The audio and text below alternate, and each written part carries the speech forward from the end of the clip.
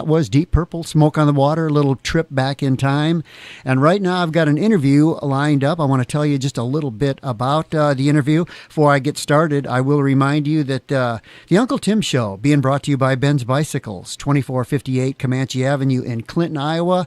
Ben runs that full-service truck shop, and I really think it's time for you to get off the grid, get outdoors, get fit and have a little bit of fun. It's all bad news on TV anyway, so it's summertime. Let's all get back outside, get back on our bikes. You didn't forget how. Well, I've got an interview that I've been looking forward to for some time. I've got Dr. Stephen Paddack on the line here. I had the opportunity to meet Steve at the Smithsonian Air and Space Museum in Washington, D.C. when I went on an honor flight. He showed us around the museum, got to talking with him, and a little bit about Steve. He was NASA engineer for 36 years, and he's one of the most fantastic, interesting people that I've met on the planet, I think. Even has an asteroid named in his honor. He worked at the NASA Goddard Center, was a U.S. Naval Academy faculty member, and he's kind of lived my dream. I'm opening up your mic there, Steve. Can you hear me okay? I can hear you okay, Tim. It sounds good. And you sound fantastic. We're going to have to talk about this asteroid and the fact that you put the P in the Yorp. But just before we even start, before we even get going, tell us a little bit about yourself. How long have you lived out in Washington?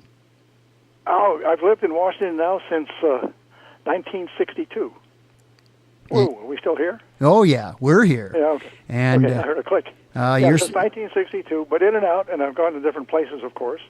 I spent time at the Kennedy Space Center, NASA headquarters, and also Houston with different spaceflight missions, and also worked some international missions in Europe. So, been around with the space business.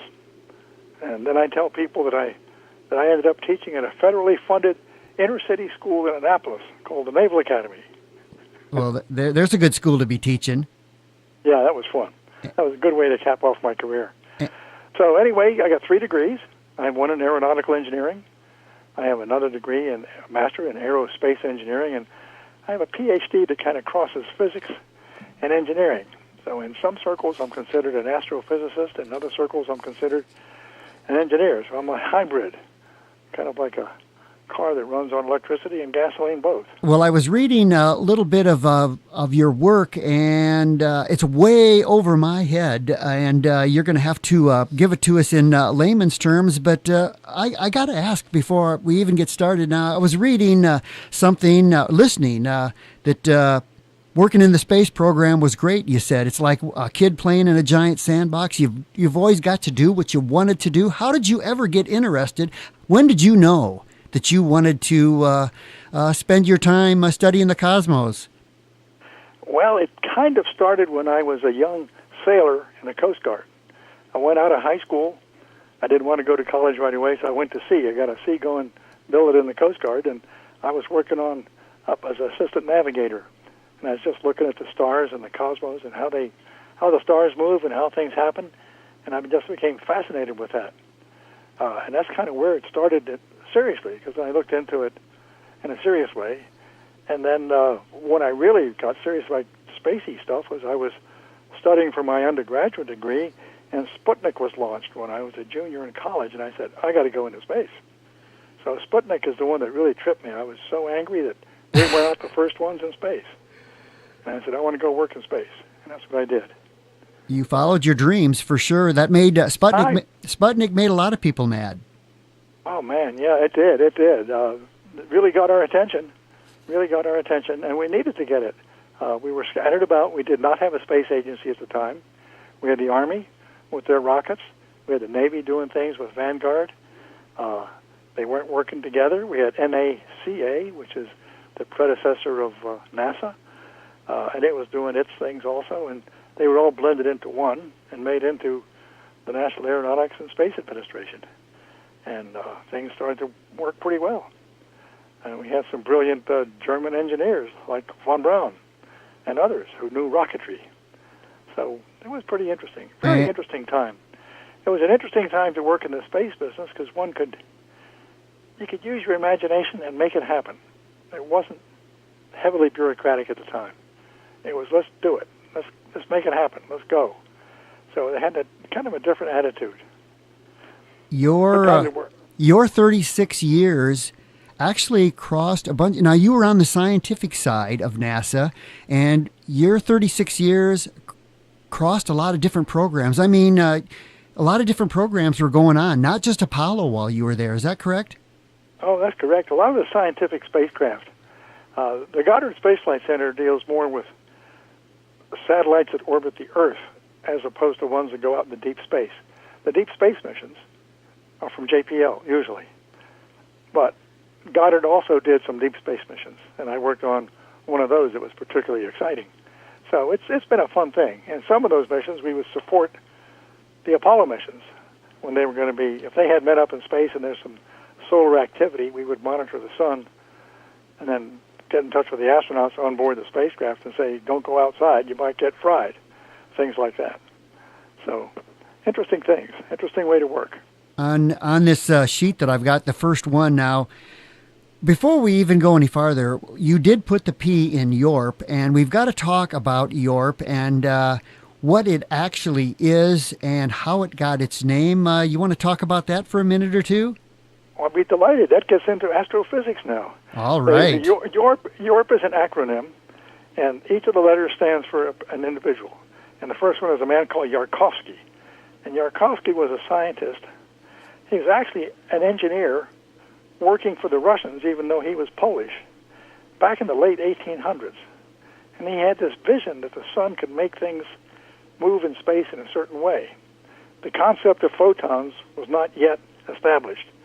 So he was a very visionary. The second person on that, the O, is a man called O'Keefe, who's kind of a Renaissance thinker, a very broad thinker, and he ended up just doing some very groundbreaking work in astronomy and in geology and things like that. And he was a NASA guy. I knew him quite well.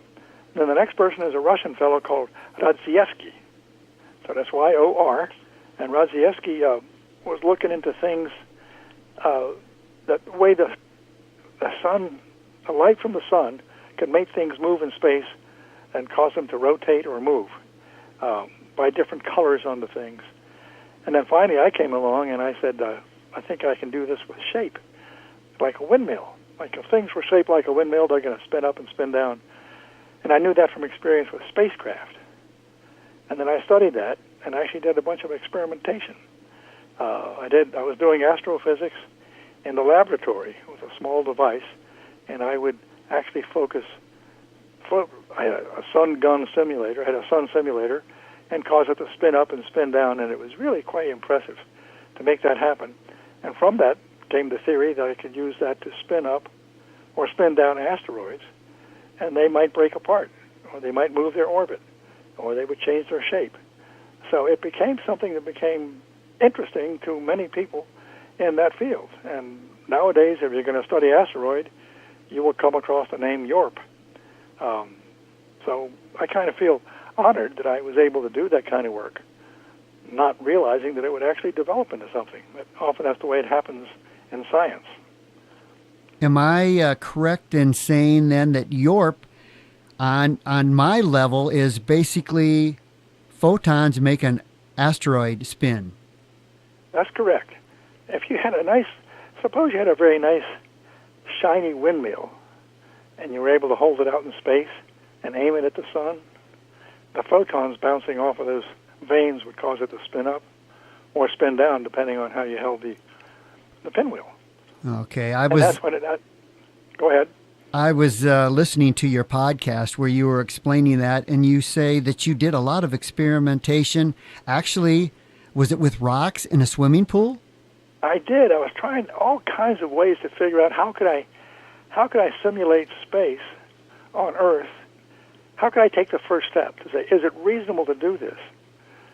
So what we theorized was that if we took, I gathered up a bunch of rocks I went to a national park, it was actually a state park near Greenbelt, a Space Flight Center, and picked up rocks at random. And at the time, I was also a coach at a swimming team in Greenbelt, so I would shut down the pool after hours, and then I would put the rock underwater and release it, and then watch its behavior. And I was astounded to find that they all spun, except one. And I used the whole sample. I used the one that didn't spin to do my analysis. And then later I did a more controlled experiment in a different place, in a different swimming pool, under control conditions. Namely, everything was very quiet, no currents in the water, no people around, and did it again and repeated that experiment several times. And from that, I was able to say, if something is in free fall, the water then simulates what's going to be happening in space with photons bouncing off different edges of it. And that's kind of what I was doing with a swimming pool, which was really a very, very engineering approach to a scientific problem. So my engineering background paid off to do some astrophysics in a swimming pool of all places. So it was an interesting thing to do. And then later I did it in a much more controlled way in a laboratory where there was no vibrations and a very, very hard vacuum and special models. And I also used small celestial things called tektites as models. And I made up a particular model that would spin up faster because I made it that way to react quickly. And I showed that to many people. I put a picture of you on the Facebook holding up that tektite. Oh yeah, that's good. That's now, funny. The four people that make up the Yorp, who's living? You're talking to the only living one. You're the last man standing? I'm the only one. Yeah, well, Yarkovsky worked in the 1800s. O'Keefe died about 20 years ago, and Radzievsky did his work about 1950. I remember when the Yorp story was breaking, it came out of Europe, and I got a call from a science writer, and he'd been trying to track one of the living people down, and he called me up. He had a thick accent, and he said, "Are you Paddack?" I said, "Yeah, I'm Paddack." He says, "Are you alive?" I said, "Yeah, I'm alive." And I said, "What's going on? Why are you calling?" Well, he told me, he says, "Yorp, Yorp." And at that point, he's the one who introduced me to the word Yorp. I hadn't heard it until then. So it's kind of amazing. So then I tracked down who coined the term, and that person, his name is David Rubenkamp, and I became friends, and we also became colleagues. We published papers and gave many talks at universities, and we gave one talk at the Naval Observatory and other places. Anybody that want to hear. Now, David's still around. David is around, and he's a well-known, good scientist, good, solid scientist. Yeah. Well, you've got an asteroid named in your honor, correct? I do. I wasn't quite sure how that happened. I think an astrophysicist from Caltech nominated me for that, and I was pleasantly surprised to find out that there's an asteroid in space just beyond the orbit of Mars with my name on it. And I wonder if I could tell a funny story on the air. You can tell. I know you've got some funny stories. Oh, well, I don't know whether my brother's a psychiatrist, and I called up my brother. His name was Charles. I called him up and said, "Hey, Charlie, guess what? I got an asteroid named after me." And before I could finish the sentence, he said, "Let me tell you what you should do. Soak your asteroid in warm water until your head stops swelling." Well, that was a pretty good comeback. It was. I hope that was okay to say. Oh, that's just fine. We play it pretty loose here on the Uncle Tim Show. Now, let's see if I've got this right. It's asteroid 2000 PH5. I think that's it. But it also has the name. Yeah, you can also look it up by the name Paddack. That's correct. You got it right. And then I saw something that said later named 5459 Yorp. Yeah. That's another space. There's two asteroids. One is called Yorp, named after the scientific effect, and the other one was named after me as a person. Okay, well, so Yorp has its own asteroid. Isn't that interesting? It is interesting. Now, that was your brother that my brother was a psychiatrist who made the funny remark about it. Oh, okay. He didn't name the asteroids, of course. No, but I know that we can jump. I've got quite a few little notes here, but I know you've got some really funny stories. Now, we're going to touch base a little bit on some of the people that you have run into in your career. Actually, you ran into the famous Wernher von Braun, literally. Is that correct? Well, yeah, actually, he ran into me. That's a good story. I was down on the launch site. Oh, we were getting ready for a spaceflight mission. I don't remember which mission it was. And when you go down there, you have to wear all kinds of badges to go different places, as you can well imagine. So we had a break, and I wanted to go see the Saturn V rocket because it was getting late into the use of the Saturn V. And I went there, and there wasn't any work being done. They were standing down for a break. So I was able to walk up in the gantry, walk all around the rocket. And while I was doing that, there was another man doing the same thing, just kind of gawking at this incredibly large rocket. So I finished my walk. I got off the gantry. I was walking backwards, still staring at the thing. I stopped, and the other man was doing the same thing, and he was walking backwards. But he didn't stop, and he knocked me over. And I was surprised to find out I was being picked up by Wernher von Braun. So, kind of amazing. Wow, Saturn V, what a masterpiece.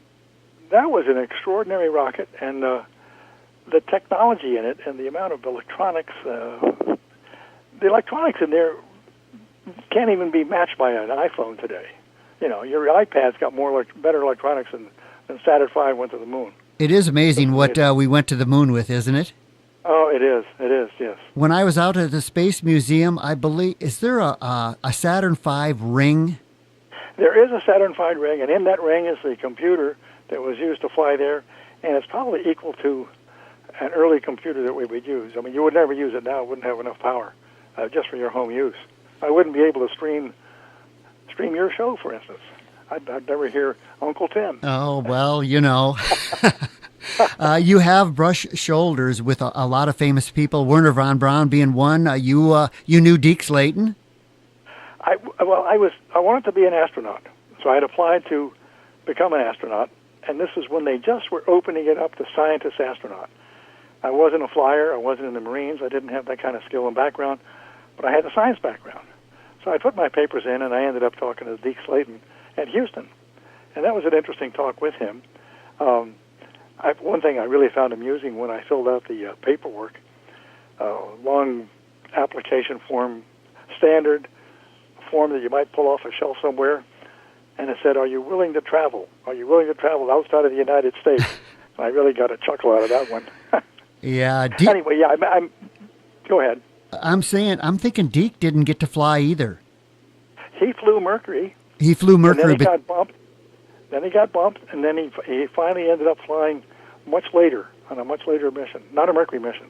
He flew much. Yeah, he had a heart murmur, and he couldn't fly. But he was he would interview. He was working for the astronaut corps down at Houston, and that's where I met him down there. That's what I was reading. That he did wind up getting grounded for like fibrillation or some kind of heart condition.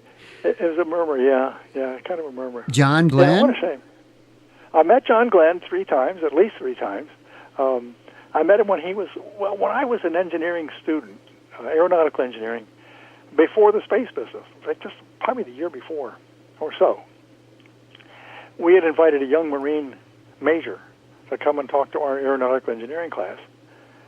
And this young guy was going to talked about Operation Bullet. And he flew, I think, an F-86 across the country faster than a bullet. That's why they called it Operation Bullet. So he flew from the West Coast to the East Coast faster than a bullet. Sounds like Superman. Yes, it does. In any event, he did that, and he talked about that to our class. Well, later, he was selected to become an astronaut, as you well know, and he became the first American to go into orbit. Alan Shepard went up and over, became the first one to go into space, but he didn't orbit at that time. Glenn was the first one to orbit. And later, he came to talk to O'Keefe he's the O in Yorp, and I happened to be going up the stairs when they were going down the stairs, and John O'Keefe knew me, and he said, Mr. O'Keefe, he said, Steve, I want you to meet this man. And it was John Glenn. So we chatted for a few minutes. And O'Keefe was studying a phenomenon that had taken place that had puzzled a lot of people on that Mercury mission. And it startled and frightened many people on Earth because there was it looked like things were starting to burn. There was like fireflies all around the spacecraft. And O'Keefe sorted that out. So that was the first time I met him. And then the second time I met him, the next time I was at the museum.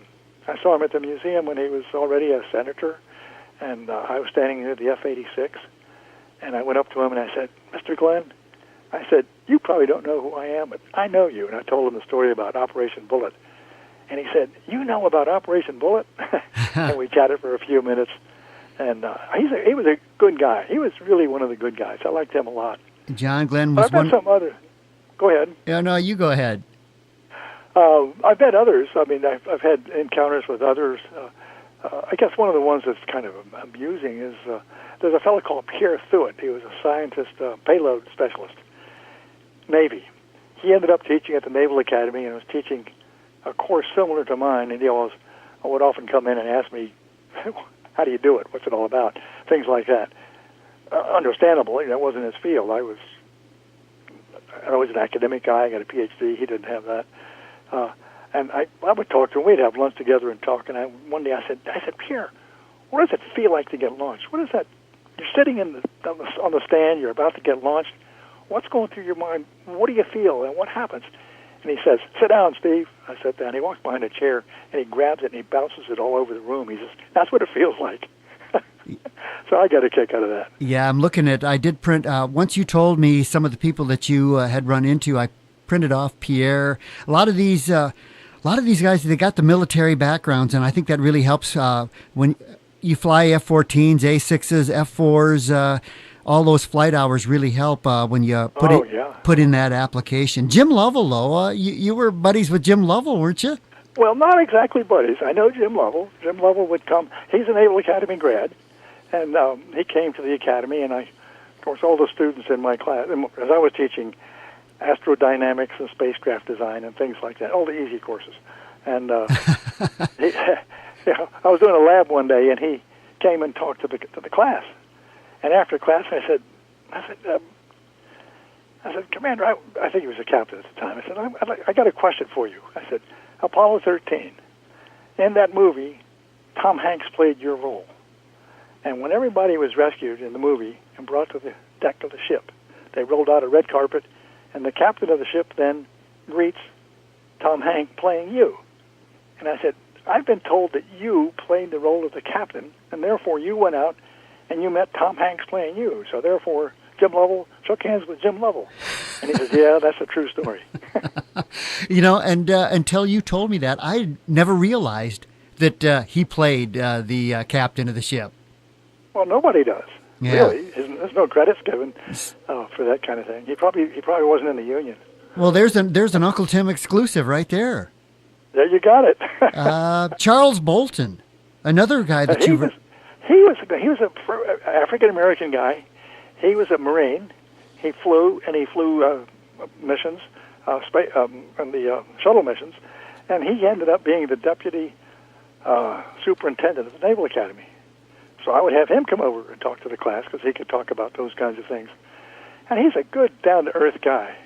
And what I found fascinating was that I would talk to him about when he did certain maneuvers, and then I was kind of doing things in my head to figure out, well, if you do that maneuver, it's going to take you 45 minutes to get where you have to exercise this other thing. And so I'd ask him, I said, "How long does it take?" And he said, "Oh, I don't know. He said, about 45 minutes. So it was kind of fun. But he didn't know why.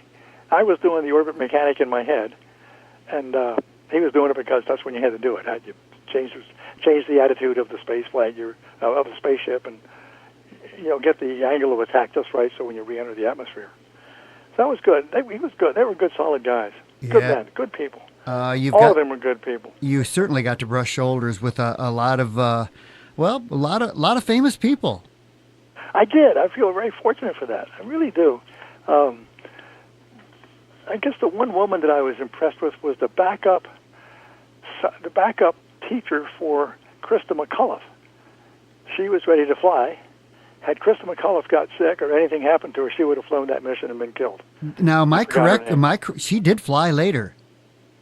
I don't know, because I saw her way back when, but Krista McCullough was killed. Yep. The other woman would dress up as an astronaut and give talks at schools and things, and I can't remember her name, unfortunately. I remember that I asked you about the astronauts for both the Columbia and Challenger, and I don't think you knew those particular astronauts. I did not. I did not. See, since I was on the scientific spacecraft side, I'd been more involved with the scientists, with the scientific missions.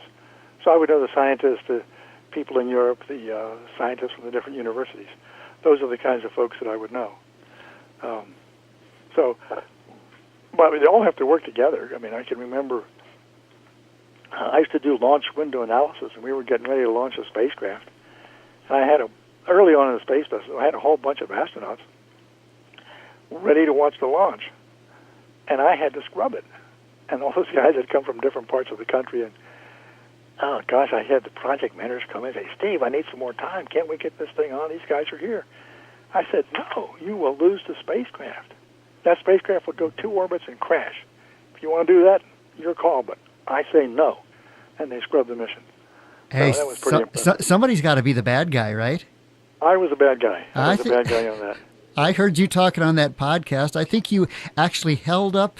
Were you looking through a sextant, or that was another story? Oh God, those are funny stories. Oh gosh, you're getting my memory running here.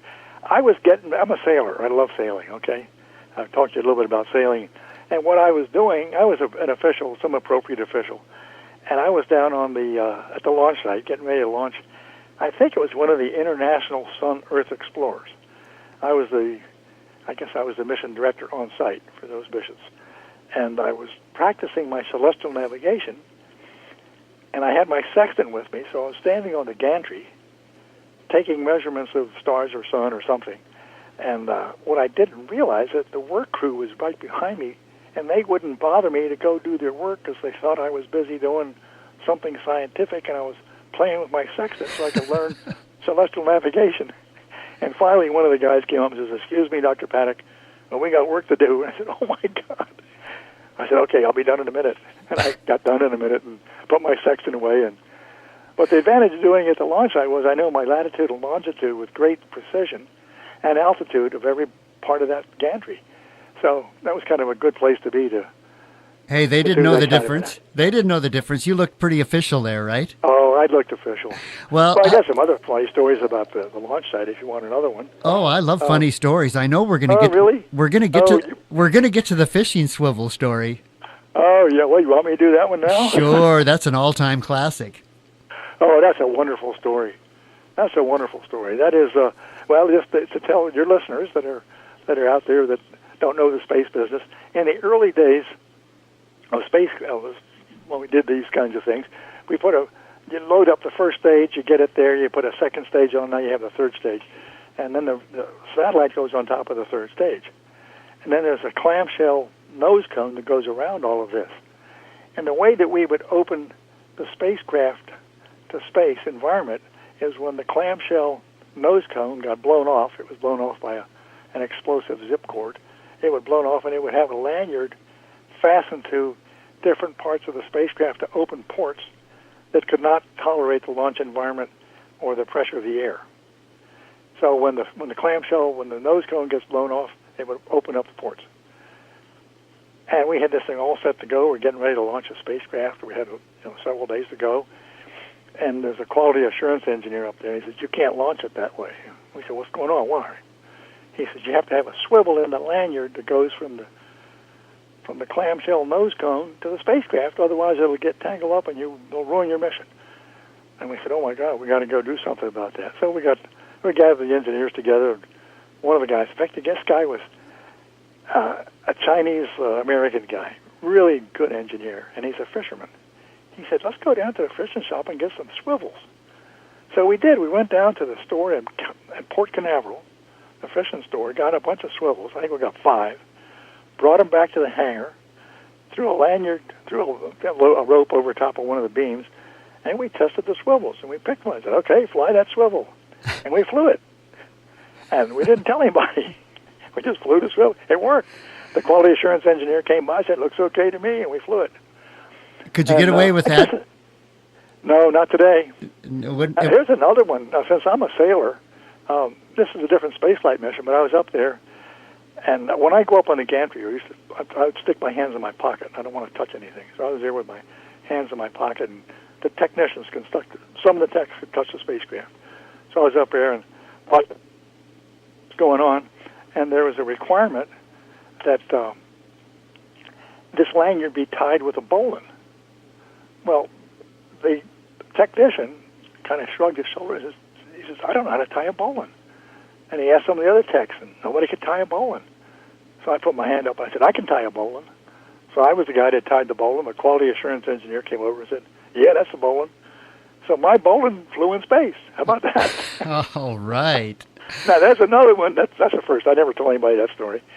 But so, anyway, I got a bowline up there somewhere.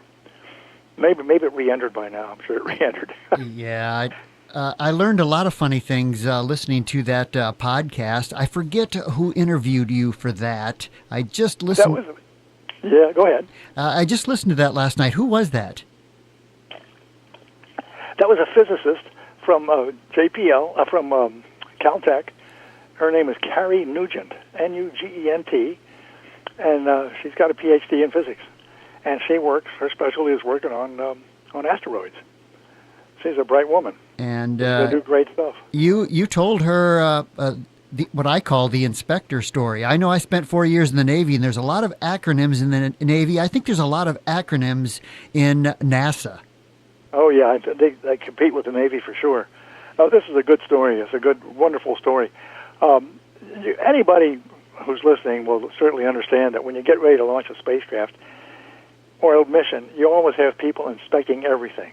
The nuts and bolts, the rocket, everything. They're really very safety conscious and can you make it happen conscious.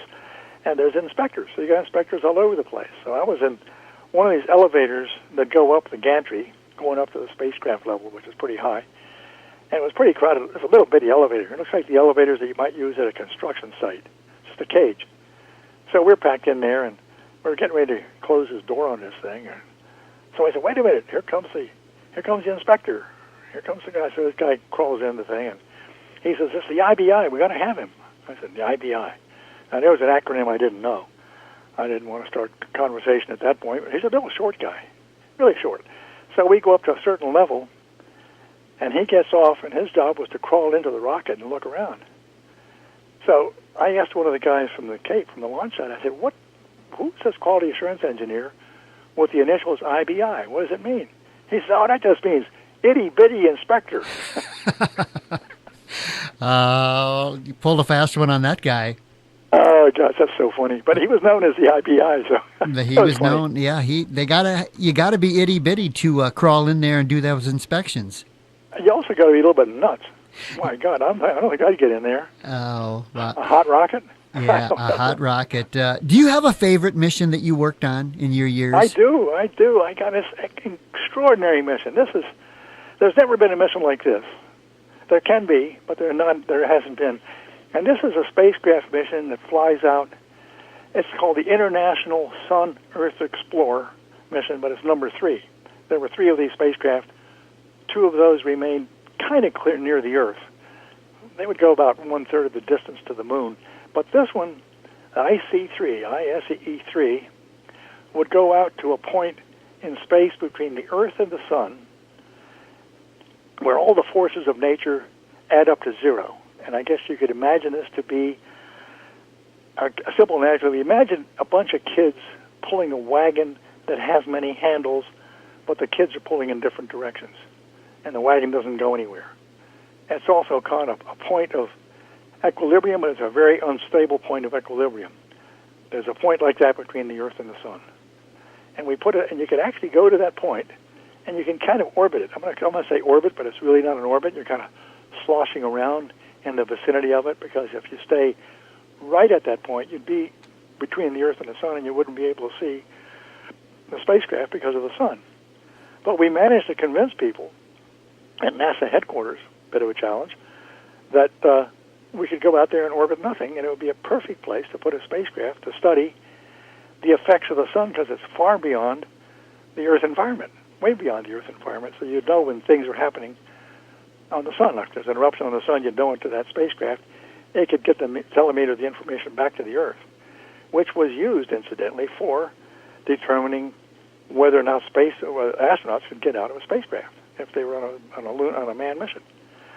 So it was a really important mission to go to. what makes it more fascinating is that we had enough fuel in that spacecraft.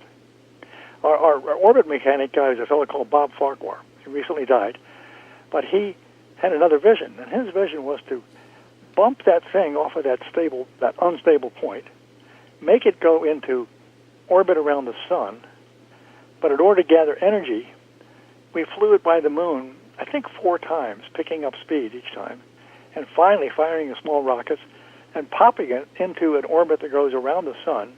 And as it went around the sun in an orbit something like the Earth orbit, but not quite, it then flew through the tail of a comet called Giacobini-Zinner, and it's the first time any object had flown through a comet tail.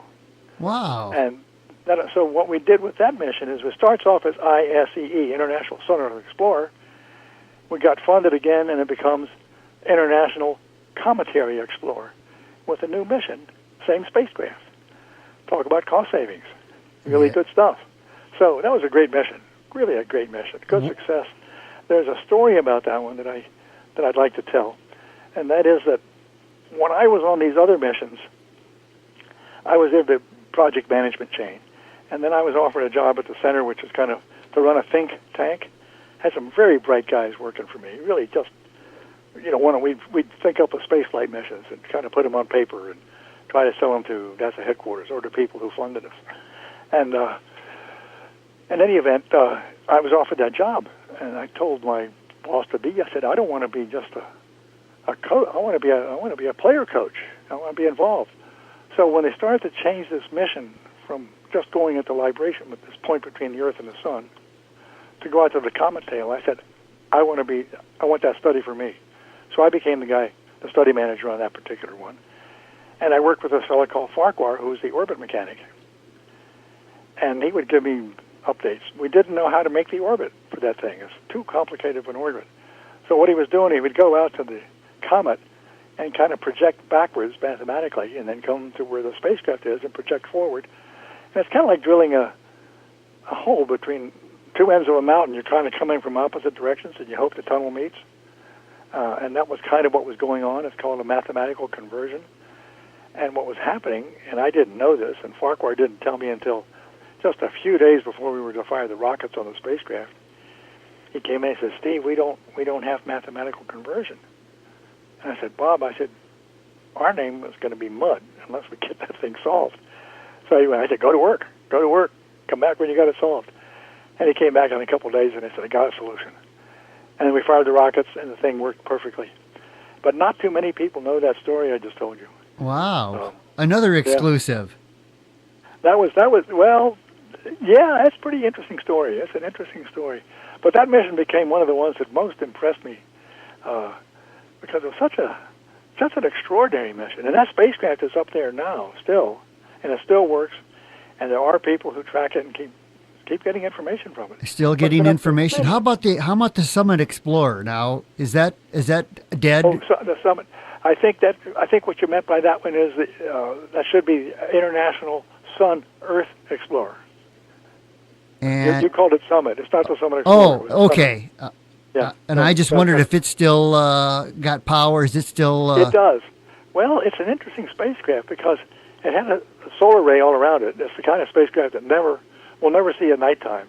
It's only going to see daytime. And it has solar cells on it, and it's illuminated by the sun. So it's always recharging what's left of the batteries, and they're kind of getting pretty fried. Uh-huh.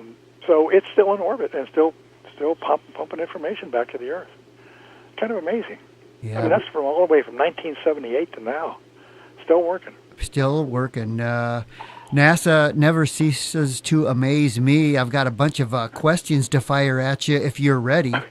I'm ready. Go for it. Okay. You know, we are going to touch a little bit on the Air and Space Museum in a minute. I know that you are a sailor. You're really into sailing. You've got a sailing story. I'd like to hear that about a boat that you sailed back to the United States. Really? My gosh, that's great. I love telling stories. It's a great story. It really is a story about a father and son. And my son is listening to this podcast. Listening to the stream of this thing, so he'll get a kick out of this. But I was asked some years ago to bring a sailboat back from the West Indies. From this case, it was coming from St. Thomas, and Puerto Rico back to the States. And on that trip, I came across several wrecked and marooned boats. And I came across one in particular at a little island called Mayaguana, which is about 150 miles north of the west end of Haiti. And I said, I looked into that, and I said, I got to come back and get this boat. I looked into it. I ended up buying the boat for a handful of dollars, literally. And then I went back there, and my son and I and two other guys sailed it out of that island with no engine, and it took us 3 weeks to get back to the States. An extraordinary mission. So we were faced with all kinds of things. Bad weather, good weather, no weather. No backup, no engine. No engine. Well, the reason we had no engine is I'd taken an outboard motor with me, and after 20 minutes of use, it failed and never worked again. And I was so angry because, you can imagine, but I didn't have any other place to get an outboard motor. We finally bought a motor. My son and I bought a motor in, his name is Paddack, incidentally, and he's a graduate of the U.S. Merchant Marine Academy, so he's a good sailor guy. We finally ended up buying a motor in a place in the Exumas, in the Great Exumas, and then we put it on the back, and then we used it for getting in and out of harbor. So when I got up to New Providence, I was able to motor into the harbor at New Providence, and finally when we got back to the States, I was able to motor into Miami. So, interesting space flight, interesting sailing mission. I like very exciting, very extraordinary. I loved what you said. You said sometimes I needed Patrick, sometimes he needed me, sometimes we needed each other on that trip. It was really like two sailors needing each other. And sometimes it was father-son, and sometimes it was son-father. It was a big mix. One of my questions was going to be what keeps you motivated. I think just all the fun, all the different things that you've done. How could you not be motivated? Oh gosh, I'm looking for new things to do. I love thinking. I never get bored. I don't think I've ever been bored in my life. I keep thinking thoughts. Well, I know that we didn't have enough time in the Air and Space Museum. You know, we're just given enough to have a taste of it. We'll touch on that in a minute, but I want to know what your thoughts are on present-day NASA and the space program. Was the program really basically, when the shuttle wound down, which I'm still sad about, were a lot of engineers, was the department kind of gutted? The manned spaceflight part of it was in trouble. The scientific end was not. The manned spaceflight folks were stuck. I mean, that was their business. That was what they did for a living. Let me make an analogy. This is an analogy that goes into aviation.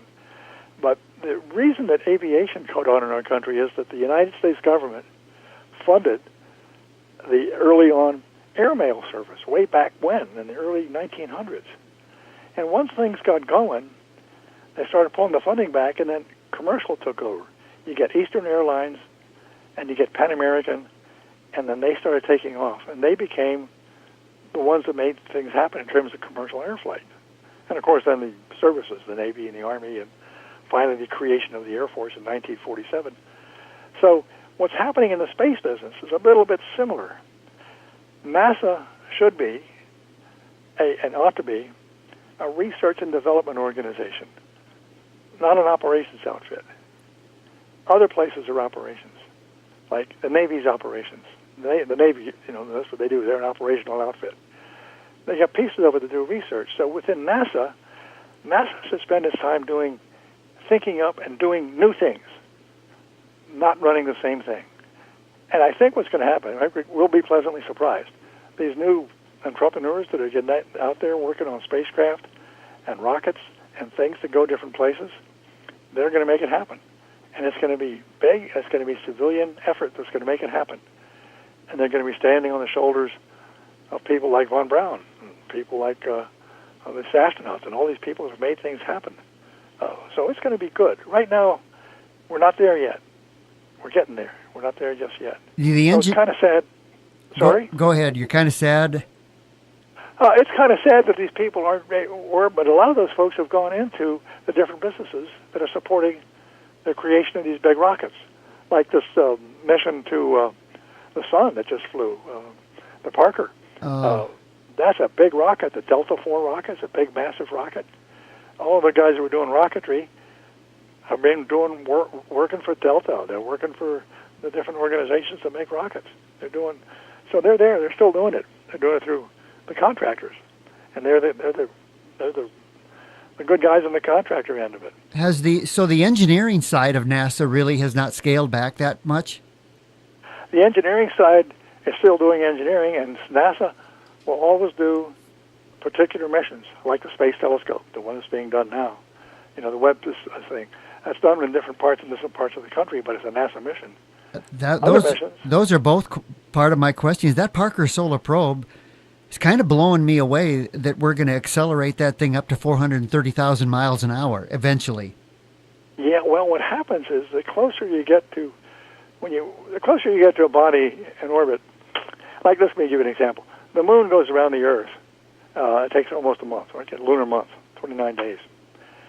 When you get close to the Earth, you go faster in a certain sense because you go around the Earth in 90 minutes in a spacecraft. When you get closer to the Sun, you're going to go faster and faster, especially when you're going through, I'm going to call it perigee, but when you don't call it, perigee refers to the Earth, perihelion refers to the Sun. So the Parker spacecraft orbit is a big ellipse, and it's the perigee point, perihelion point, that's coming close to the Sun. It's coming quite close. And then it goes back out to deep space. Not deep. It goes back out to Earth orbit distance. And that's the mission of that thing.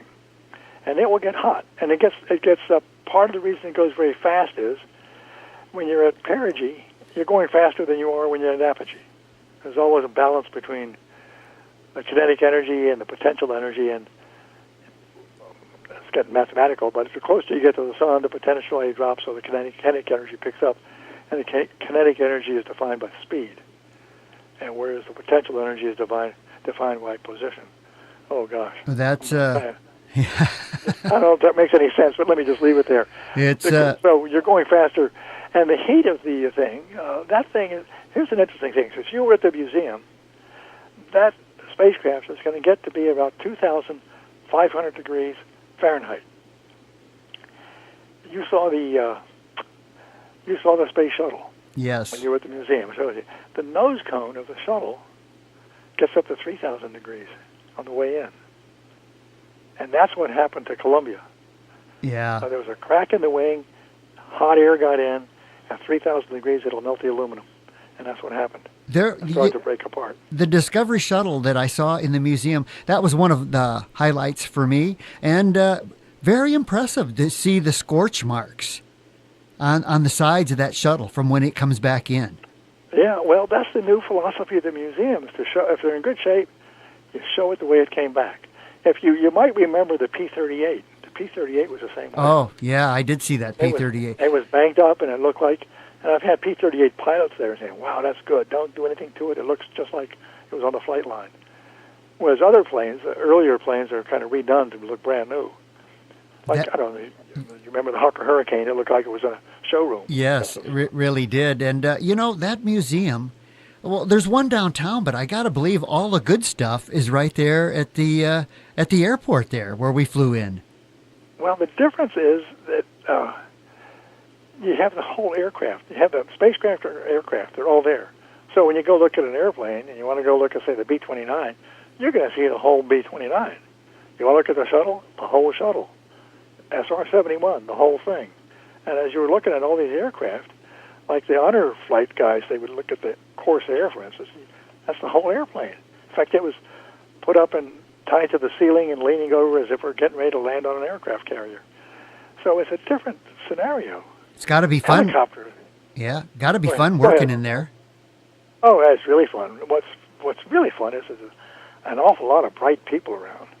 So every time I go out there, I learn things from the other docents, but I also learn things from the people that are taking. They're pretty sharp, and I get some crazy stories that I say, "Oh my God, you did that, really?" P-38 pilots, for instance, or somebody that flew on. There was a guy that came out there once, and he had worked on the Enola Gay, and he told me all about it and his stories. They were fun stories. Oh, I bet you do run into some interesting people. Oh yeah, because they love to come out there and see the stuff, and just so much stuff out there.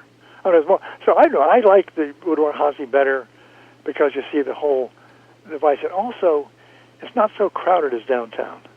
a lot of people go downtown and they want to see this museum, that museum, and that museum, and they kind of tour, and you get too crowded downtown. But it's a very interesting museum and well done downtown.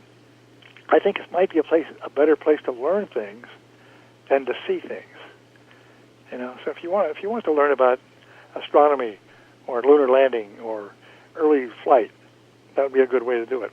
I was lucky to have you showing us around there. You might have got knocked down by Werner von Braun, but I would have been honored to have you knock me down because I was lucky. Oh, come on. I was lucky I got hooked up with you, and then just before we left, couldn't find you, and I wanted to make this connection, and we were running all over the place. I think one of my buddies finally chased you down in the bathroom or something, and I That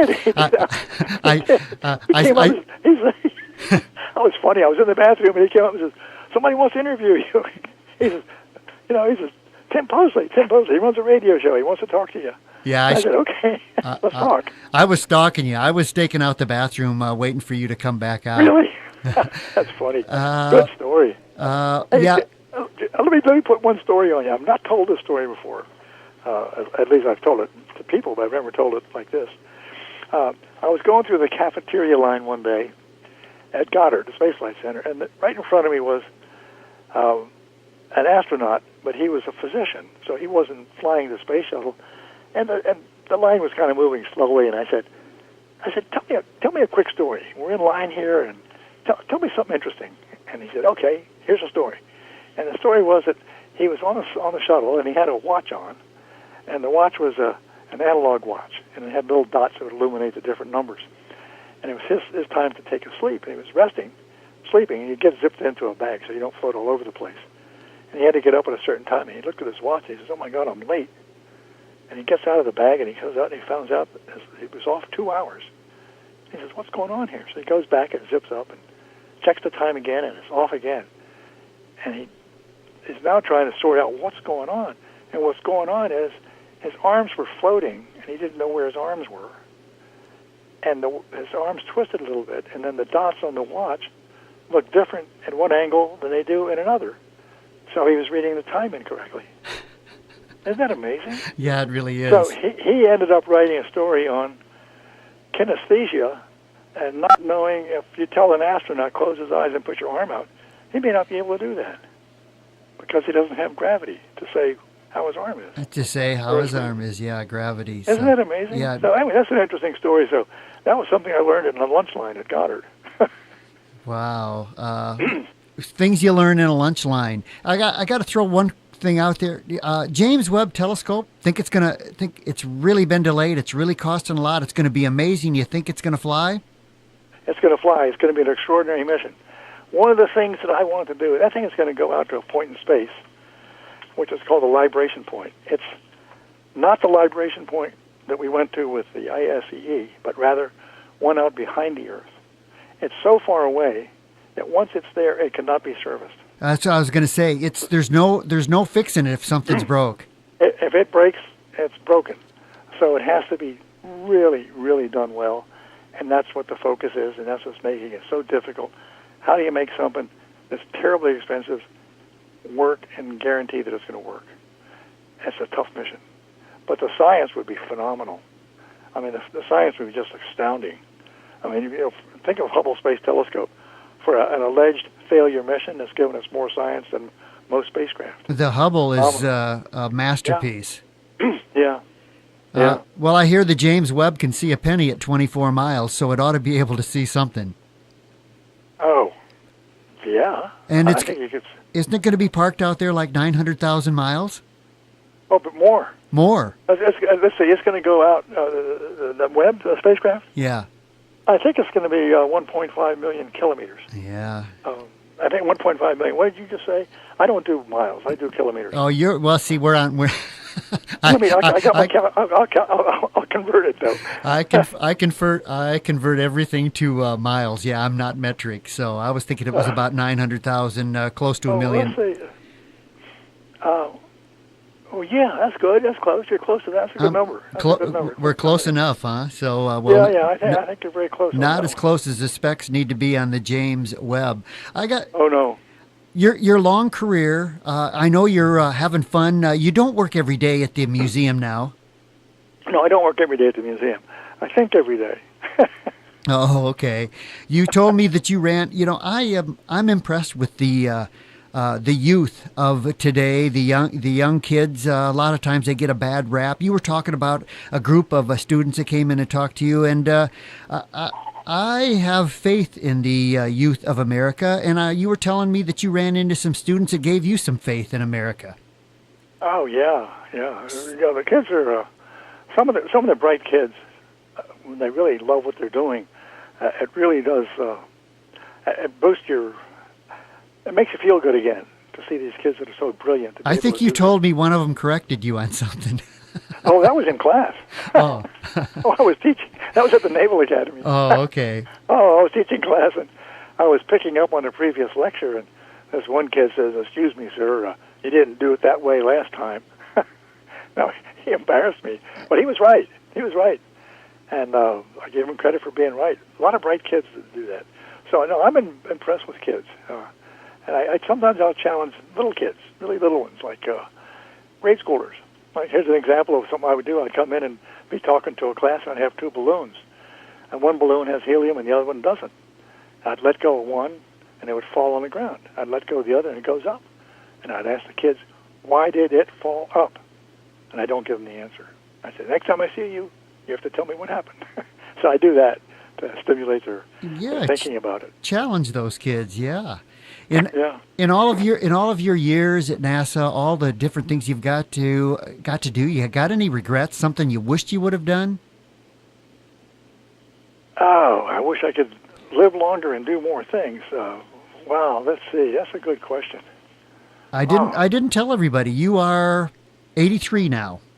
I'm 83 years old, yeah. And I am certainly proud to have and happy that I got a chance to run into you. You haven't heard the last of me, I know that.